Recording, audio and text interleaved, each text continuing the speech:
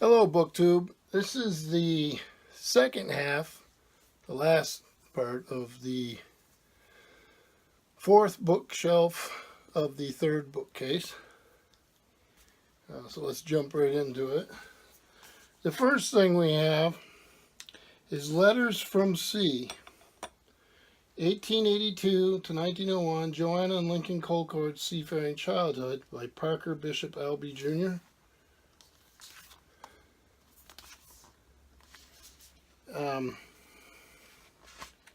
This was Tilbury House Publishers, Gardner, Maine, Penobscot Marine Museum, Searsport, Maine. And it was published in, let's see here, 1999. This is the first printing. I have a special connection with this because I worked on the Lincoln Colcord archives as a volunteer and as an intern when I was in graduate schools, and that was at the Penobscot Marine Museum. So in June 1881, on the very night of their wedding in Searsport, Maine, Captain Lincoln Alden Colcord and his new wife, Jane Sweetser Colcord, departed for sea to begin a 2-year voyage in the bark Charlotte A. Littlefield. The voyage would take them around the world and witness the birth of their daughter, Joanna, and she became quite a famous, I think, like a sociologist, very well known. And young Lincoln, who arrived during a treacherous winter storm off Cape Horn. He wrote a lot of nautical stuff and was involved in the creation of the Maritime Museum. So this is very nicely illustrated. This is the Bangor boat, docked in Searsport. Searsport's where the museum's at. Joanna Colcord relaxing on the ledge outcrop down in near Searsport. It's a fascinating little book. This is Lincoln reading while he's at sea. I don't know if you can see it there. Hopefully you can. It's really nicely done book. I've enjoyed it. So a little picture of Hong Kong. The next thing here, I think I'll do a couple of small ones so I can make a pile on the ground without making a dust. This doesn't have a dust jacket. It's the Great Iron Ship. It's not a great looking copy, but Harper and Brothers, New York, The Great Iron Ship by James Dugan. Copyright 1953. This is the first edition.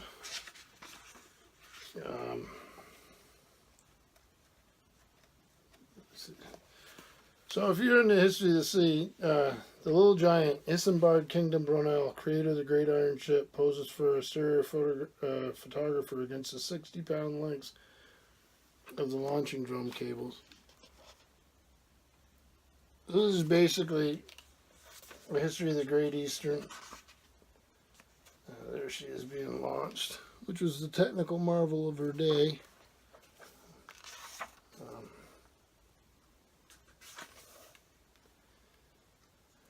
There's a Grand Salon. Look at that. So, I've had that book for a long time. I don't even remember where I got it. This here is we've seen these Harvard Classics deluxe editions before, another odd volume. This one is 2 years before the Mass and 24 years after by R.H. Dana Jr., Richard Henry Dana. P.F. Collier and Son, New York. There's the author.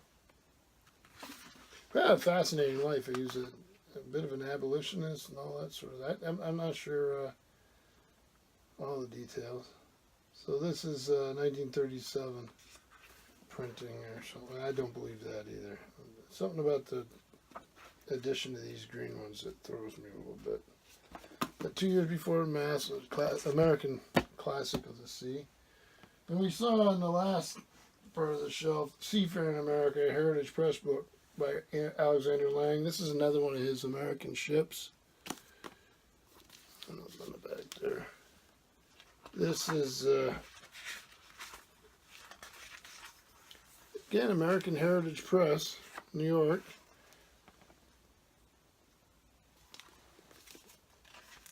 Um, 1971.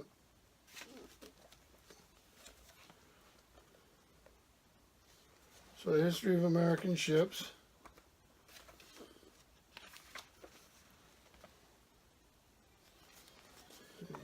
One more.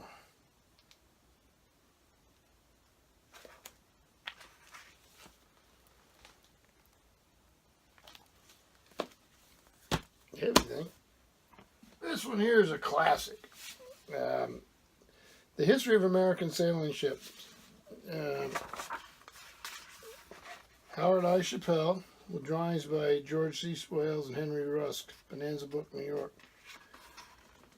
This is almost like a have-to on any Americans seafaring bookshelf.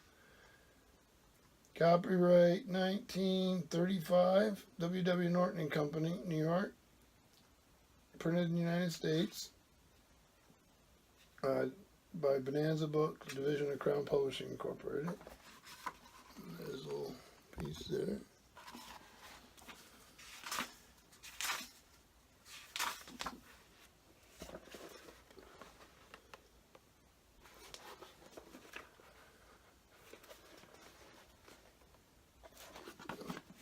Standard work classic. And this thing, let's see what we got here.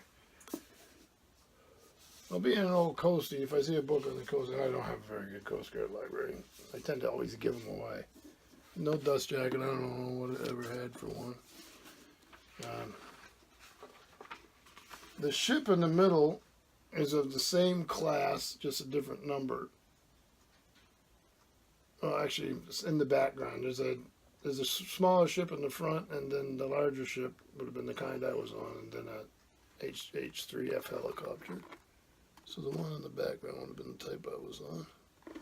So this is the Coast Guard by H.R. Kaplan and Lieutenant Commander James F. Hunt, U.S. Coast Guard, United States Coast Guard Interpretive History, Missions and Facilities, and Coast Guard Profiles. That's what the rest of the page looks like. It's a bit hard. This is a clunker to work with, some historic photographs.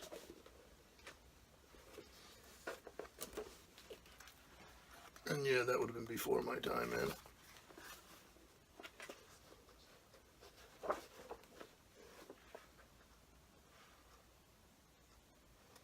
So, the size ship I was on. So I had some stuff of interest to me in it. So, not for everybody, but I enjoy it. Did a couple little. I had the magazine in the last thing.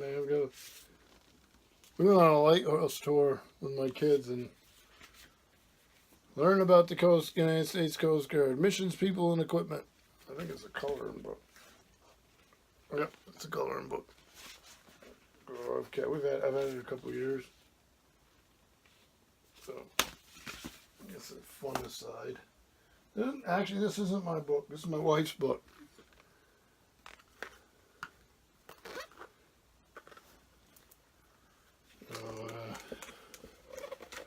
She spent some time in Long Island, Montauk, so she has a lot of memories for it. I don't think I've ever been there. I've been to Long Island, but I've never been to Montauk. And then this here has been out in so many editions.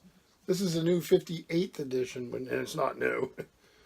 Chapman's Piloting, Seamanship, and Small Boat Handling. Has been the standard work for boating for a long time. So it covers most of the stuff you'd need to know. This is a little more of a technical volume. This is the 14th edition of Dutton's Navigation and Piloting. So I would have used this quite a bit when I was in the service. So right here,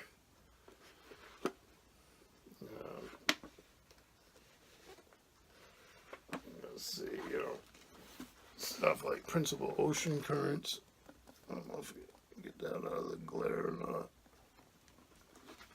Dead reckoning, tides, tide prediction, how to use a nautical chart.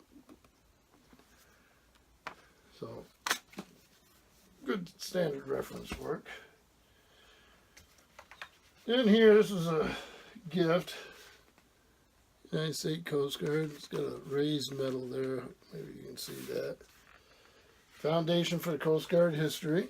It's like a poofy, leathery type stuff. It's not. So that has a...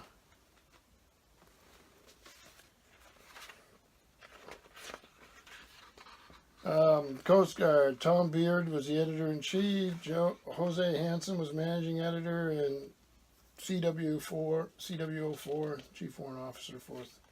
Paul C. Scotty, U.S. Coast Guard retired, was the graphics editor. It's Beaux Arts Editions, 2004. Very neat. And Coast Guard history, Coast Guard missions.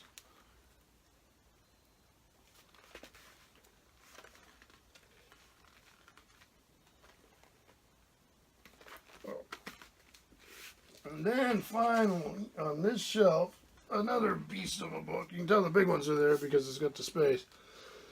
The Rand McNally Atlas of the American Revolution. It's a little sun faded on there. End papers. Thing's hard to handle. Map selection and commentary by Kenneth Nebenzahi. Narrative text by Don Higginbotham. So you see, these are big old maps. Look at that. So a nice thing to have if you're into the American Revolution. This was Rand McNally Company, Chicago, New York, and San Francisco, and this thing came out in 1975, which when you think about it makes sense because next year was a bicentennial. So the market was sort of inundated with these types of things. Well, maybe not these, but American Revolutionary stuff. So that was the end of the 4th shelf of the 3rd bookcase. Like I say, primarily still maritime stuff. And we only have one shelf to go before that bookshelf is done. And maybe we can go on to a different subject. So, thank you, BookTube.